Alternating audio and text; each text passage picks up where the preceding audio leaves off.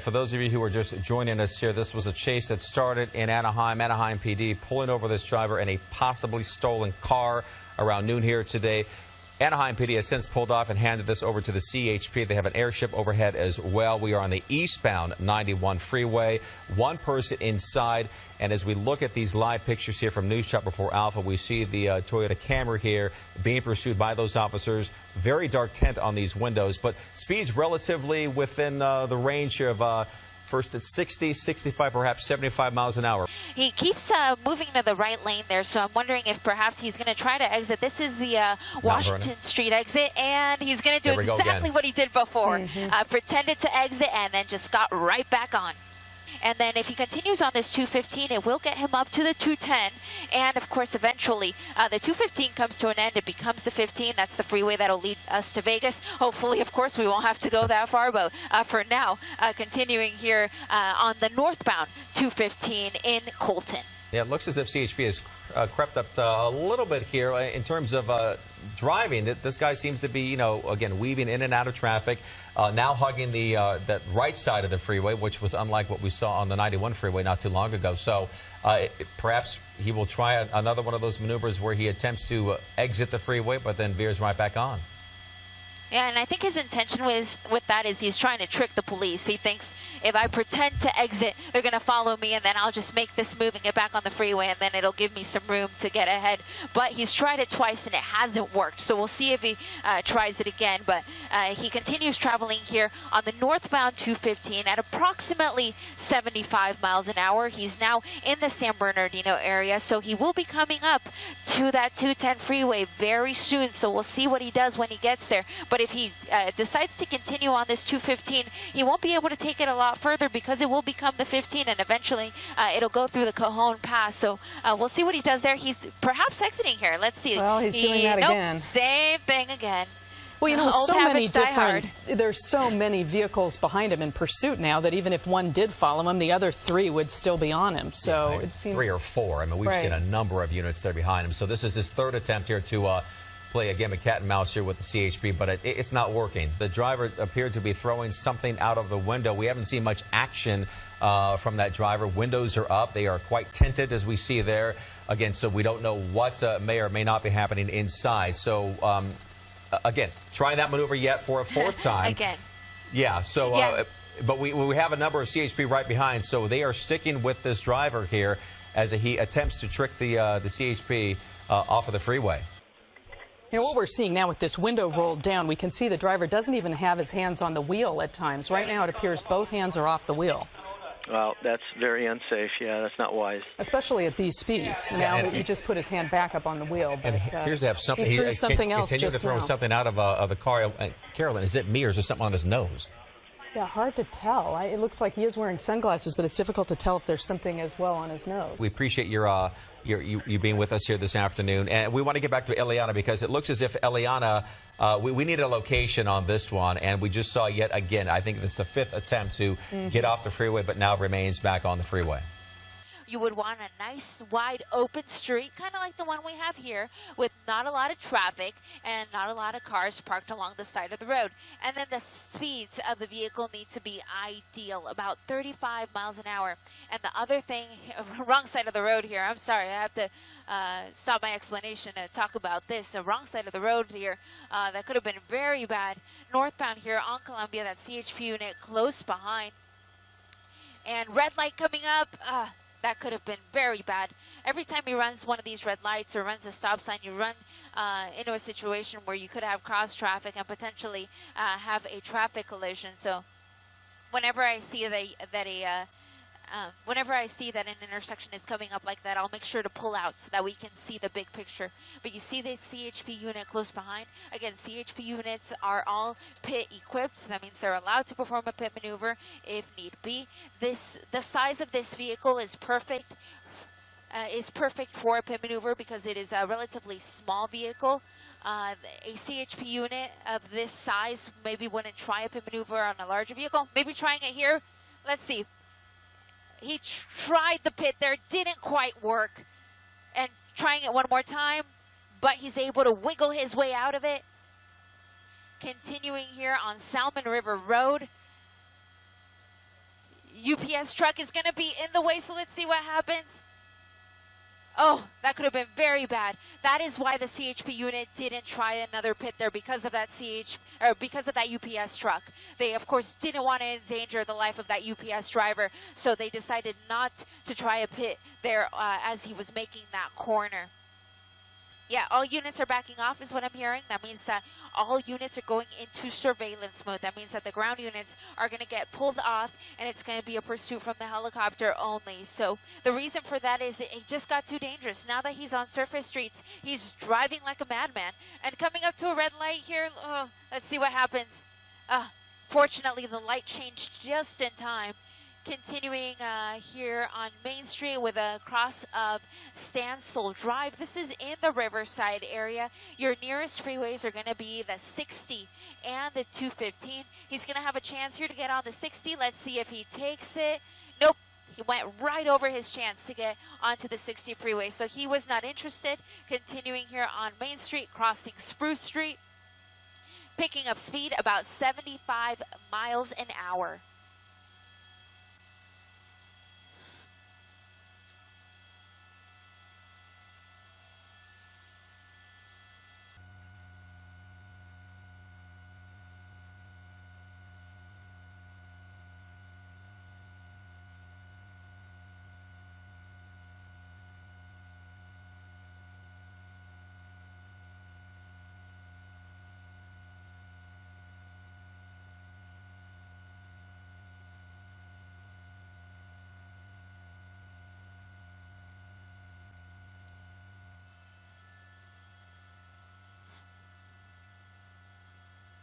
Exiting here, the 60. Exiting the 60 at Etiwanda.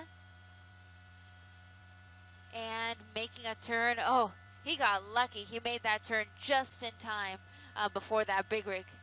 Came up behind him. There's a lot of traffic here. Wrong side of the road here. That's why... Oh, wrong side of the road yet again. Oh, this could be really bad. There's a lot of traffic here in the area. Van Buren and Etiwanda are going to be your streets as he comes under the train tracks here. Wrong side of the road. Oh, man. Can you imagine this guy just driving right at you at the speeds that he's traveling on?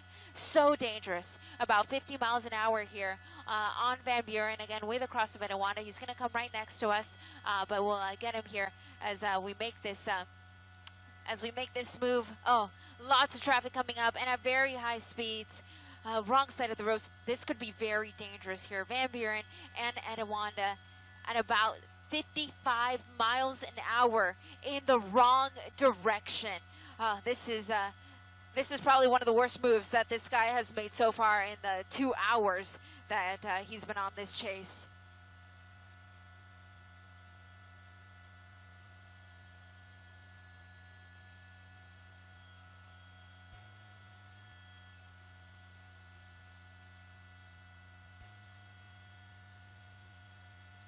Still on the wrong side of the road.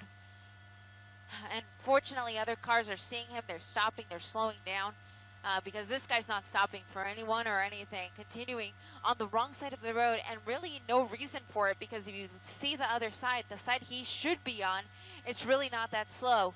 Hopefully, he'll be able to get back on the right side of the road here coming up. But for now, continuing wrong side of the road, Van Buren and Belgrave Avenue.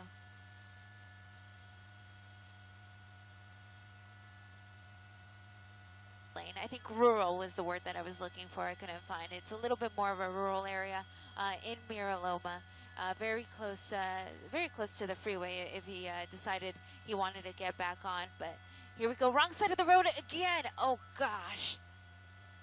And absolutely no reason for it. There's no traffic up ahead on Harupa Road. He very well could stay on the right side of the road, but he has been, for some reason, crossing over to the wrong side. And coming up to another stop sign here. Of course, he's not going to stop there. And continuing here, Harupa Road, and losing a little bit of control there. He hasn't hit a spike strip during the course of this pursuit.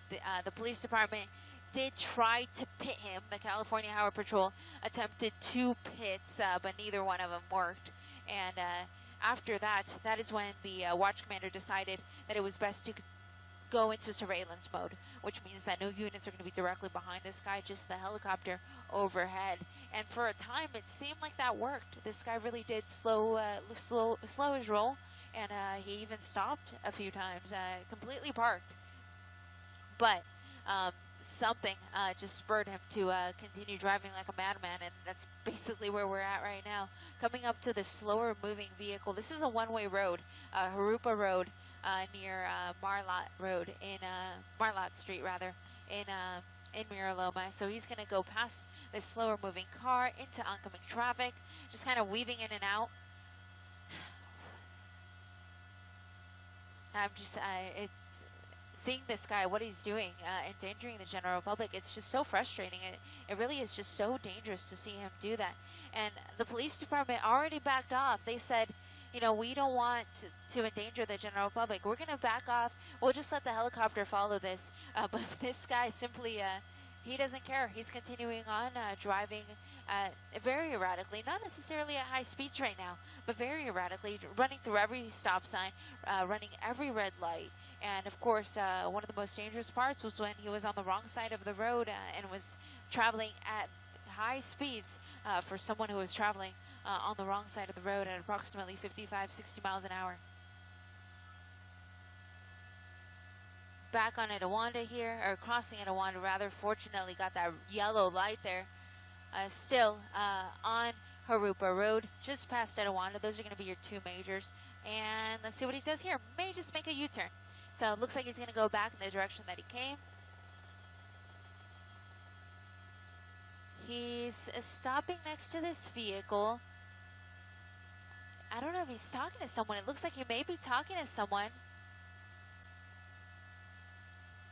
It's unclear whether or not this person knows him. I really hope this isn't a situation where he's going to try to hitch a ride with this person. It seems like that person may have just been recording him. And yet makes another turn. So it's unclear what role that person may have played. May have just been a bystander who who was aware of the pursuit and was recording from his or her vehicle, or it could potentially be someone that this person knows. But fortunately, it wasn't a situation where this guy hitched a ride with that person.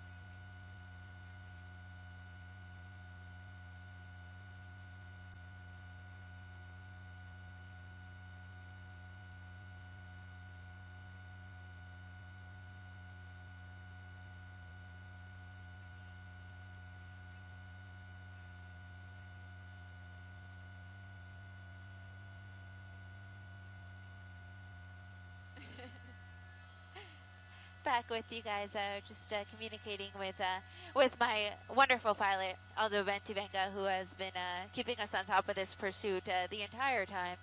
And we were also communicating with our assignment desk, letting them know our fuel situation. We have about 20 minutes left of fuel. But fortunately, one of the great things about us here at NBC is that we have two helicopters. So we have us in News Chopper 4 Alpha, and then we have my partner Gil Davis in News Chopper 4 Bravo. So Gil is actually launching right now in our direction. And when he arrives on scene, we will be able to pull off, and he'll be able to continue our coverage of this now 2-hour long pursuit that is still here on Etowanda, coming under the 60 freeway. I'm sorry, that's not the right vehicle. They look somewhat similar. It's kind of difficult to tell. He's got a very, nondescript black vehicle, black Toyota, so it's sometimes easy to lose him in the crowd. But as I was saying, News Chopper 4 Bravo is on its way, and we'll stay on this, of course, as long as we can. Etowanda and Mission Boulevard.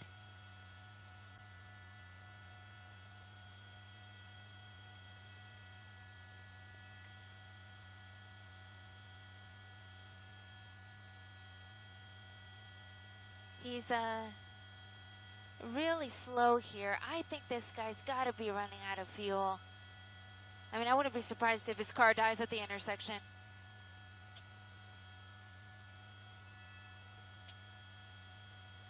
Iberia Street and Etowanda in Glen Avon is where we have him now. U-turning here. They got him. There we go. I think if Etowanda and Iberia Street, that's I-B-E-R-I-A, Iberia Street in Glen Avon. Etowanda and Iberia.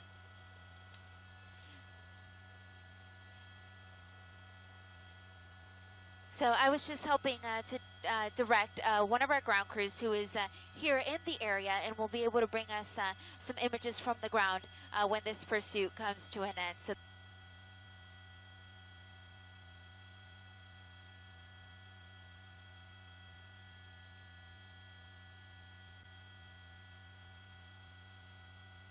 okay, coming up to Etowanda, wrong side of the road. Oh, there was a spike strip. It did not work, and he just missed being hit by that silver vehicle. Wow.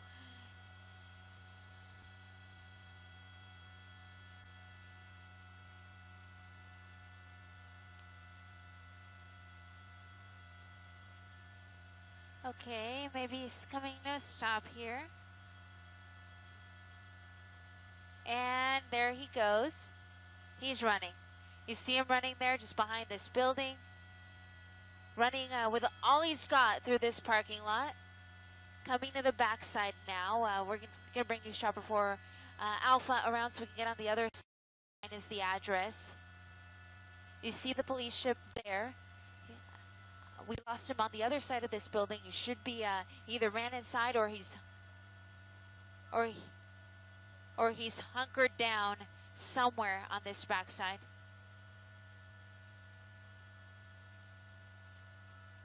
Blue shirt, black pants.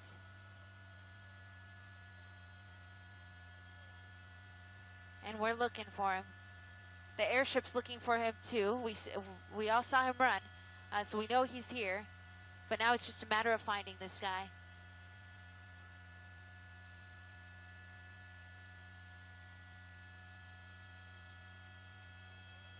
We have just enough to try to... Crime scene, over and over again. Go, go, go. Where are you running from?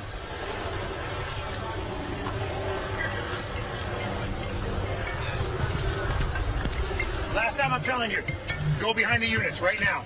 Right now. If I touch you, you're going to jail.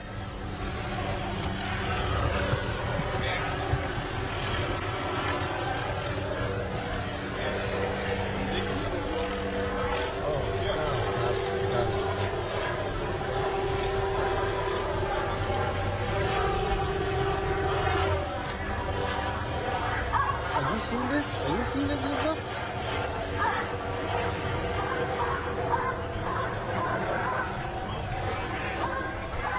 Oh, I was the only one right here. I mean, there's no other station right here. Oh. Okay, boss. Okay. Okay, bye. Bye.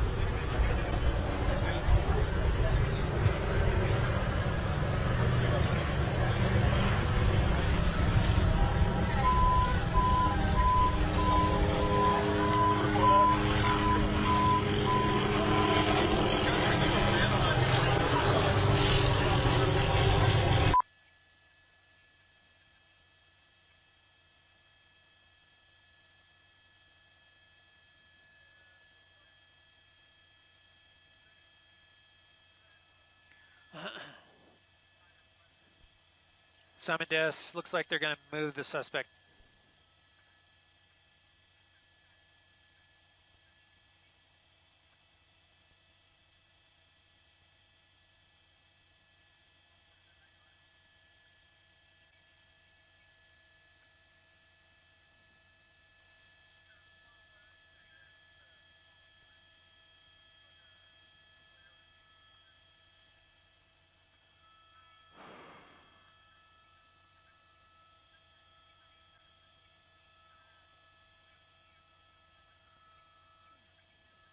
there a medical? Is there a RA coming down the street for this guy?